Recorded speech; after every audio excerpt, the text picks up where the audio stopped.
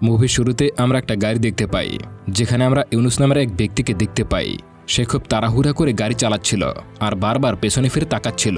আমরা দেখতে পাই সে গাড়িটা থামিয়ে মরুভূমির উচ্চটা পাহাড়ের দিকে উঠে যায়, আর তার হাতে থাকা একটা ব্যাগ ওই মরুভূমির মাঝে কবর দিয়ে দেয় এবং সেখান থেকে দ্রুত চলে আসে। সে তার গাড়িতে ওঠার আগেই সেখানে পুলিশ চলে আসে। আসলে ওই ব্যাগের মধ্যে টাকা ছিল, যেগুলো সে ব্যাংক থেকে লুট করে নিয়ে এসেছিল, আর সে কারণেই পুলিশ তার পিছু করছিল। পুলিশ তাকে ধরে নিয়ে যাওয়ার পর তার 3 বছরের সাজা হয়। 3 বছর কেটে যাওয়ার পর সে যখন জেল থেকে বের হয়, তখন দেখতে পায় চারপাশের অনেক কিছু পরিবর্তন হয়ে গিয়েছে। এরপর সে তার ব্যাগ নেওয়ার জন্য সেই মরুভূমির মাঝে চলে যায়। সে গাড়ি থেকে নেমে অবাক হয়ে যায়, কারণ সে দেখতে পায় ওই মরুভূমির মাঝে একটা মাজার তৈরি হয়েছে, কিন্তু সে বুঝতেই পারছিল না যে কেউ টাকা পেয়েছে কিনা। সে মনে মনে ভাবতেছিল এটা কি সত্যি কারো মাজার, নাকি মাজারটা তৈরি করা হয়েছে। সে দেখতে পায় তার পাশে একটা বস্তি হয়েছে, তাই সে সেখানে গিয়ে কিছুদিনের জন্য হোটেলে থাকার সিদ্ধান্ত নেয়। কিন্তু হোটেলে গিয়ে সে সম্পূর্ণ টাকা পরিশোধ করতে পারে না, কারণ তার কাছে তেমন কোনো টাকাই ছিল না। সে বাকি টাকা কয়েকদিনের মধ্যে দিয়ে দেওয়ার কথা বলে, কিন্তু হোটেলের মালিক তাকে হোটেল ভাড়া দিতে রাজি হয় না। তখন হোটেলে একজন ব্যক্তি আসে, তার নাম ছিল সেলিম। সে তাকে বাকি টাকা দিয়ে দেয়। এরপর হোটেলের মালিক তাকে চাবি দিয়ে দিলে সে রুমের উদ্দেশ্যে চলে যায়। তখন সেখানে তার আবারও সেলিমের সঙ্গে দেখা হয়।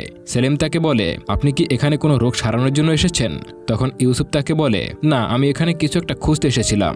তখন সেলিম বলে, ও তাহলে আপনি তো বিজ্ঞানী। তখন ইউনুস কোনো কথা না ভেবে তার কথায় মাথা নাড়িয়ে সম্মতি জানায়। এরপরে সিন পরিবর্তন হয়। আমরা এই গ্রামের এক বাবা ছেলেকে দেখতে পাই। ছেলেটির নাম ছিল হাসান, আর তার বাবার নাম ছিল সালমান। হাসানের বাবা মাঠে কাজ করছিল, তার ছেলে আসে তাকে খাবার দেওয়ার জন্য। তখন সালমান খেয়াল করে যে হাসানের হাতে একটা নতুন ব্যাগ রয়েছে। তখন তার বাবা তাকে জিজ্ঞাসা করে, এই ব্যাগ তুমি কোথায় পেলে? তখন হাসান বলে, তার এক বন্ধু এই গ্রাম থেকে চলে যাচ্ছে, তাই সে তাকে তার ব্যাগটি দিয়ে গিয়েছে।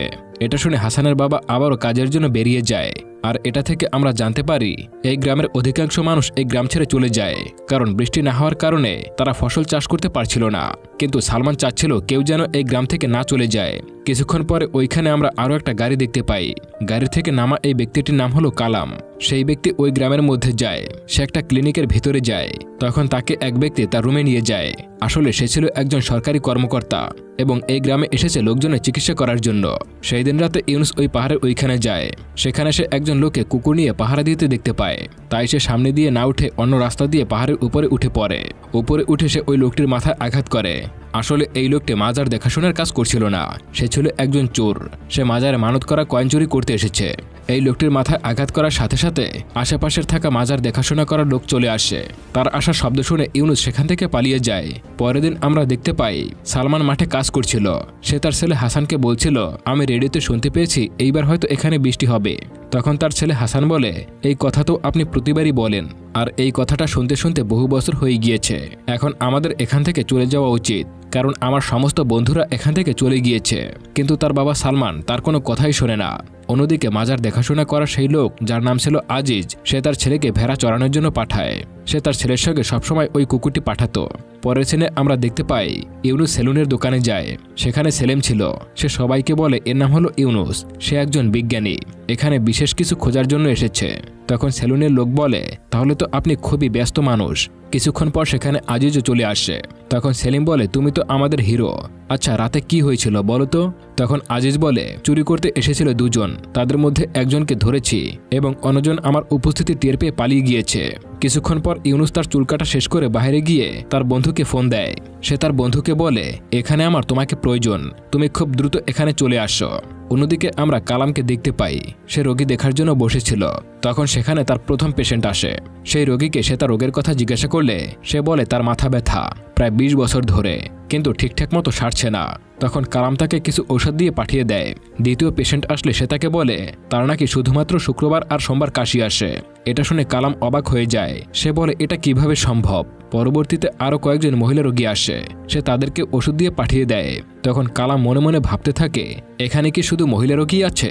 তাই সে এটা দেখার জন্য বাইরে যায়। বাইরে গিয়ে দেখতে পায় সেখানে শুধুমাত্র মহিলারাই ছিল। তারা তাকে দেখে খুশি হয়ে যায়। এরপর সে তার অ্যাসিস্ট্যান্টকে জিজ্ঞাসা করে, এখানে কি কোনো পুরুষ মানুষ অসুস্থ হয় না? সে বলে তারা অসুস্থ হলে ওই পাহাড়ে মাজারে যায়, ওইখানে গেলে সবার রোগ সেরে যায়। সে তাকে আরও বলে, এই মহিলারা শুধু সময় ব্যয় করার জন্য এখানে এসেছে, আসলে এই গ্রামে আপনার আগে আর কখনো কোনো ডাক্তার আসেনি। তখন কালাম মনে মনে ভাবে তাকে এখানে ডাক্তারি করার জন্য আনা হয়েছে, কিন্তু সে এখানে এসে সবার হাসির পাত্র হয়ে গিয়েছে। আর ভাবে এটা আমি কোন গ্রামে এসে পড়লাম। সেদিন রাতে আমরা ইউনুসকে দেখতে পাই তার বন্ধু এখানে এসেছে, তাই তারা দুজনে মিলে প্ল্যান করছে কিভাবে তারা ওই ব্যাগটি উদ্ধার করবে। ইউনুস তখন তার বন্ধুর কথা না শুনেই উপরে উঠে যায়। তখন সে তার বন্ধু আলীর কাছে ফোন দেয় আর বলে তার কাছে যাওয়ার জন্য। তখন তার বন্ধু তাকে বলে আমি সেখানেই আছি যেখানে তুমি আমাকে আসতে বলেছিলে। আসলে ইউনুস যাকে দেখেছিল সে আসলে তার বন্ধু ছিল না। এরপরে আমরা দেখতে পাই ইউনুস আজিজের খাবার পাল্টে দিয়েছে। সেই খাবারে সে অজ্ঞান করার ওষুধ মিশিয়ে দিয়েছিল। তখন সেখানে থাকা সেই তৃতীয় ব্যক্তি আসে, মাজারে থাকা সেই বোটটি চুরি করে নিয়ে পালিয়ে যায়। আজিজ এসে দেখতে পায় যে মাজারের বোটটি চুরি হয়ে গিয়েছে, তাই সে দ্রুত পুলিশকে কল করে। তখন পুলিশের আসার খবর শুনতে পেয়ে ইউনুসকে তাদের প্ল্যান ক্যান্সেল করতে হয়। পুলিশকে ফোন করার পর আজিজ আর তার কুকুরটি সেই খাবার খায়। সেই খাবার খাওয়ার পর তারা দুজনেই সেখানে অজ্ঞান হয়ে পড়ে যায়, কিন্তু তারপরও তারা কিছুই করতে পারে না, কারণ তাদের কাজ করার আগেই সেখানে পুলিশ চলে আসবে। এদিকে আমরা কালামকে দেখি যে এখানে থাকতে থাকতে বোরিং হয়ে গিয়েছে। তখন সেখানে তার অ্যাসিস্ট্যান্ট চলে আসে। তাকে দেখে কালাম জিজ্ঞাসা করে তুমি এভাবে পোশাক পরে আছো কেন? এরপরে সে তার রুমে চলে আসে আর দেখতে পায় তার বিছানায় সেই মসজিদের বোর্ডটি যেটা তার অ্যাসিস্ট্যান্ট চুরি করে নিয়ে এসেছে। সে তাকে এরকমের কাজ করার জন্য জিজ্ঞাসা করলে সে বলে সে বিরক্ত হয়ে গিয়েছিল। সে আসলে পরীক্ষা করছে যে ওই গার্ড তাদের কোনো কাজ করছে কিনা। পরের দিন আজিজ যখন আবারও সেই সেলুনে যায় তখন কেউ তাকে আগের মতো ভালো নজরে দেখে না। আর এইদিকে সালমান গতরাতে স্বপ্ন দেখেছে যে সে যদি তার নিকট আত্মীয়র কবরে গিয়ে প্রার্থনা করে তাহলে এখানে বৃষ্টি হবে, তাই সে সেই কাজটি করছিল। যখন ইউনুসরা মাজারের সামনে যায় তখন তারা দেখতে পায় একটি মেয়ে কয়েনের ভেতরে রাখা পানি তার মায়ের পায়ে ঢেলে দিচ্ছে, যাতে উনি আবারও আগের মতো চলাফেরা করতে পারে। এটা দেখে আলী মনে করে হয়তো এটা কোনো অলৌকিক মাজার হবে, এজন্য হয়তো লোকজন এটাকে এত বেশি মানে। সেখান থেকে এসে ইউনুস আলীকে বলে আমাদের দ্রুত কিছু করতে হবে। তখন আলী তাকে জিজ্ঞাসা করে তুমি কি সত্যি ওখানে টাকা রেখেছিলে? লোকজন যে বলে ওখানে কিছু অলৌকিক ঘটনা তারা দেখতে পেয়েছে। তখন ইউনুস বলে ওসব কিছুই নয়, ওখানে কোনো অলৌকিক ঘটনা ঘটেনি, এসব মানুষের নিজেদের বানানো কাহিনী। ওখানে শুধু আমার টাকা আছে আর সেটাকে ওখান থেকে উদ্ধার করতে হবে। আমাদের শুধু ওই আজিজ আর তার কুকুরকে কিছু করতে হবে। তখন আলী বলে তাহলে আমরা ওই দুটোকেই একেবারে মেরেই ফেলি। তখন ইউনুস বলে এটা করা ঠিক হবে না, যেহেতু আমাদের আগে পুলিশ ধরেছিল তাই সর্বপ্রথম আমাদেরকেই তারা সন্দেহ করবে। পরের দিন আলী যখন গাড়ি নিয়ে যাচ্ছিল তখন সে দেখতে পায় আজিজের ছেলে ওই কুকুরটি নিয়ে ভেড়া চড়াচ্ছিল। কুকুরটি তাদের পেছন পেছন ছিল, তাই সে কুকুরটির উপরে গাড়ি চালিয়ে দেয়।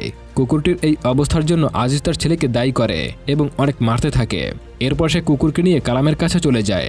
ইউনুস জানতে পারে যে কুকুরটিকে আলী মেরেছে। তখন সে আলীকে বলে তুমি এই কাজটি ঠিক করনি, এখন পুরো গ্রাম সতর্ক হয়ে যাবে, কারণ এর আগে 2 বার চুরি হয়েছে। তখন আলী বলে ওই গাড়ি আমি লুকিয়ে রেখেছি, কেউ জানতে পারবে না। অন্যদিকে কালাম সেই কুকুরটিকে সুস্থ করে তোলে। সে আজিজকে বলে কুকুরটিকে আমি সুস্থ করে দিয়েছি, তবে তার খেয়াল রাখতে হবে। এজন্য আজিজ তার কাজের ফাঁকে ফাঁকে ওই কুকুরটির সেবা করত। পরবর্তী সিনে আমরা ওই বাবা আর ছেলেকে দেখতে পাই যারা ওই খেতে বসেছিল। তখন সেখান দিয়ে সালমানের এক পুরনো বন্ধু এই গ্রাম ছেড়ে চলে যাচ্ছিল। হাসান তাদের সঙ্গে দেখা করলেও সালমান সেখানে যায় না। আসলে সালমান চাইছিল না যে কেউ এই গ্রাম থেকে চলে যাক। তারা চলে যাওয়ার পর সালমান তার ছেলেকে বলে আগে এখানে বৃষ্টি হতো, তবে যেদিন থেকে ওই পাহাড়ের কবরটি পাওয়া গিয়েছে সেদিনের পর থেকে এখানে কখনোই বৃষ্টি হয়নি। তখন হাসান বলে আপনি আপনার ভুল অন্য একজনের উপরে চাপিয়ে দিতে পারেন না। সবাই এখান থেকে চলে যাচ্ছে, আমরাও চলে যেতে পারি, কিন্তু আপনার একার জন্য সেটা হচ্ছে না। আর ওইদিকে ইউনুস আর আলী আবারও মাজারে যাওয়ার জন্য প্ল্যান করছিল। সেই সময় তারা দেখতে পায় সেদিন যে মহিলাটি হুইল চেয়ারে বসেছিল সে নিজেই এখন হুইল চেয়ার ধরে হাঁটছে। তারা সেই মাজারের উদ্দেশ্যে বের হলে দেখতে পায় আজিজ সেখানেই বসে আছে, তাই তারা আবারও ফিরে আসে। পরের দিন সকালে সালমান যায় সেই মাজার ভাঙার জন্য, কারণ সে মনে করে এই মাজারের জন্য এখানে বৃষ্টি হচ্ছে না। তখন সবাই তাকে বাধা দিলে সে বাড়িতে চলে আসে, ঘরে বন্দী হয়ে থাকতে শুরু করে এবং অনাহারে ভুগতে থাকে। আর সে মনে করে এই মাজার যতদিন থাকবে ততদিনে এখানে কোনো বৃষ্টি হবে না, আর সেজন্য এখানে ক্ষেত করে কোনো লাভ হবে না। খাওয়া দাওয়া বন্ধ করে দেওয়ার কারণে সে মারা যায়। পরবর্তী সিনে আমরা দেখতে পাই বাবাকে কবর দিয়ে হাসান তাদের নিজেদের ঘর বন্দি করে গ্রাম থেকে চলে যাচ্ছিল। যাওয়ার সময় সে তার বাবার কবরের কাছে আসে, আর তখনই সেখানে বৃষ্টি শুরু হয়। শেষ পর্যন্ত বৃষ্টি হলো, তবে তার বাবার মৃত্যুর পরে। আর এইসব ভেবে সে কাঁদতে থাকে। তখন সে মনে মনে ভাবতে থাকে যে এই মাজার আসলে কিছুই না, এই বৃষ্টি আমার বাবার দোয়ার কারণেই হয়েছে। তাই সে সেদিন বিকেলে ওই মাজারে যায়। সেখান থেকে সবাই যখন চলে যায় তখন সে সেখানে একটা বম লাগায়। আর এইদিকে রাত হলে ইউনুস আর আলী সেখানে আসে। আর তখনই হাসান তার নিজের মতো বোম ব্লাস্ট করে, যে কারণে সেখানে ইউনুস আর আলী অজ্ঞান হয়ে পড়ে যায়, যেটা পরবর্তীতে হাসান দেখতে পায়। সেই সময় হাসান সেখানে একটা ব্যাগও দেখতে পায়, যে ব্যাগটি আসলে ইউনুস রেখেছিল। তখন সে দ্রুত সেই ব্যাগটা নিয়ে সেখান থেকে চলে যায়, কিন্তু ইউনুস আর আলী অজ্ঞান হয়ে যাওয়ার কারণে তারা সেটা জানতেই পারে না। হাসান বাড়িতে এসে দেখতে পায় সেই ব্যাগের মধ্যে অনেক টাকা ছিল, তাই সে সেই টাকা দিয়ে সেই একই রকমের একটি মাজার তার বাবার কবরে বানায়, কারণ সে মনে করে তার বাবার দোয়ার কারণেই এখানে বৃষ্টি হয়েছে। তখন আমরা দেখতে পাই গ্রাম থেকে চলে যাওয়া মানুষজন আবারও গ্রামে ফিরে আসে, আর এই মুভিটি এখানেই শেষ হয়ে যায়। আসলে বন্ধুরা, এই মুভিটিতে অন্ধবিশ্বাস সম্পর্কে কিছু ধারণা দেওয়া হয়েছে, যে অন্ধবিশ্বাস মানুষদেরকে কোথা থেকে কোথায় নিয়ে যায়। তাই যে কোনো বিষয় অন্ধবিশ্বাস হওয়া থেকে বিরত থাকুন। মুভিটি কেমন লাগলো অবশ্যই কমেন্ট করে জানাবেন, আর ভিডিওটি ভালো লাগলে চ্যানেলটি সাবস্ক্রাইব করে আমার সঙ্গেই থাকুন। এতক্ষণ ভিডিওটি দেখার জন্য অসংখ্য ধন্যবাদ।